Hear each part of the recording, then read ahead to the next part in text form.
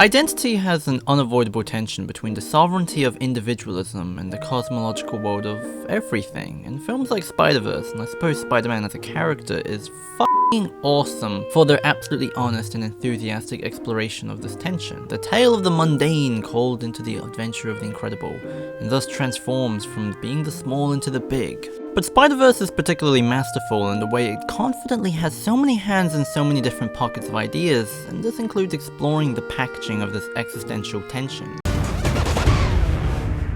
Alright, let's do this one last time. I'm a cereal, did a Christmas album, and a so-so popsicle.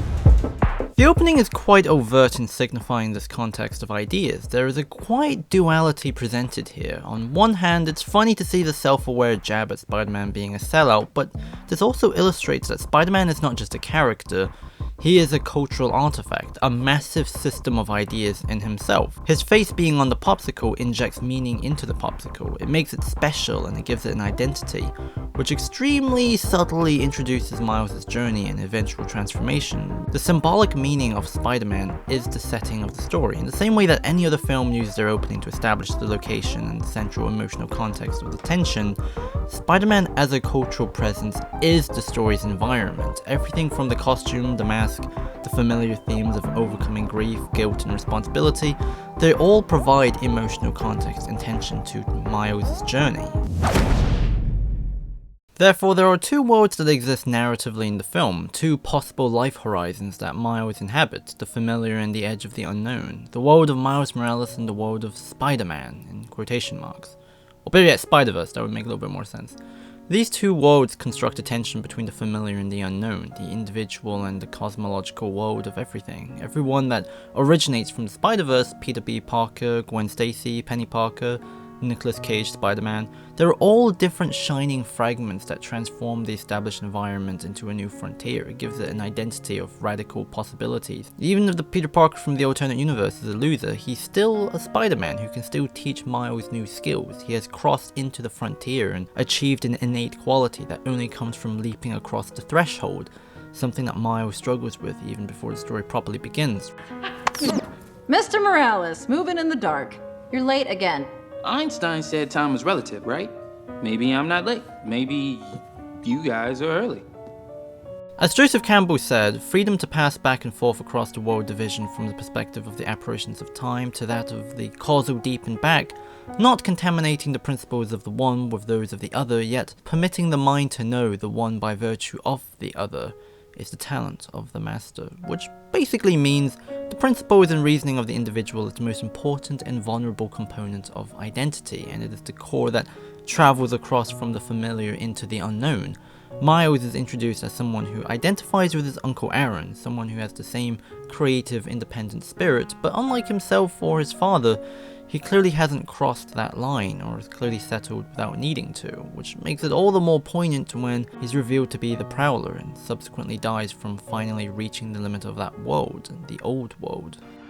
You're the best of all of us, Miles. You're on your way. Just keep going. Just keep going. Unlike himself, if Miles doesn't cross that world division, then he's doomed to a similar fate. You're trying to quit, and I'm not gonna let you.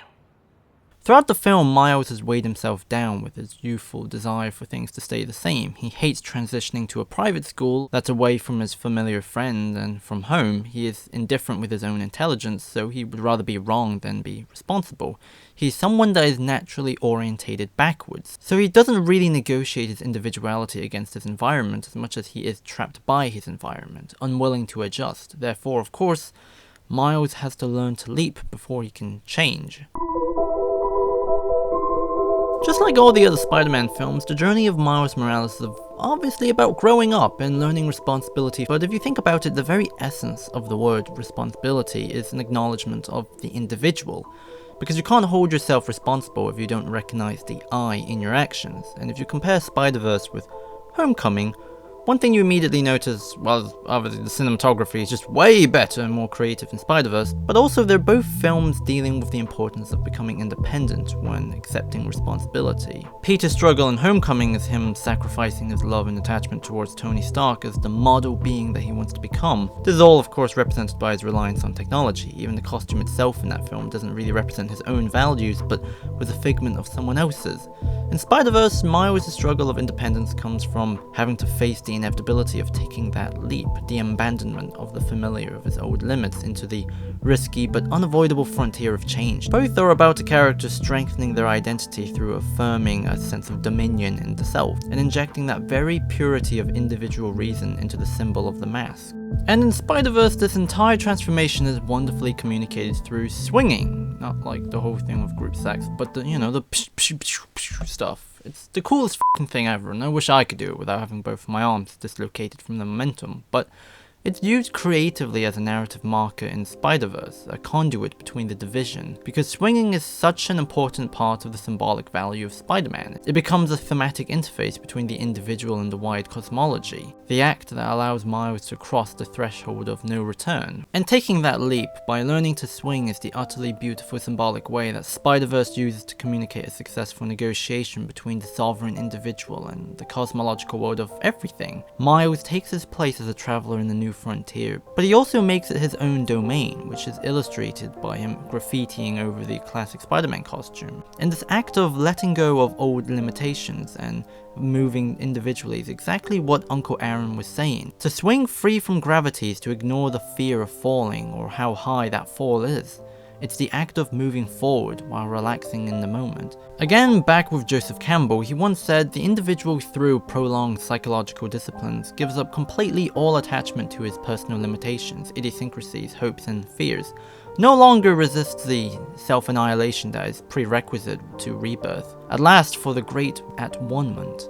His personal ambitions being totally dissolved, he no longer tries to live, but willingly relaxes to whatever may come to pass in him. He becomes, that is to say, an anonymity. The law lives in him with his unreserved consent. Or it could just be me overthinking things. I'm a fucking asshole.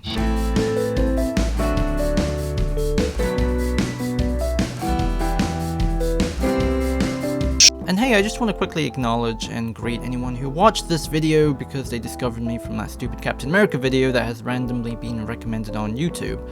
Thank you for all the kind words, even for the people who straight up disagreed with my interpretations. Regardless, I'm flattered by all the attention, even though that video was like my first ever video essay from a year ago. So thanks YouTube, thanks for sharing my most embarrassing piece of work to everyone. I don't know, it's we're all gonna die anyway, so it's flattering that we can come together somehow and say nice things.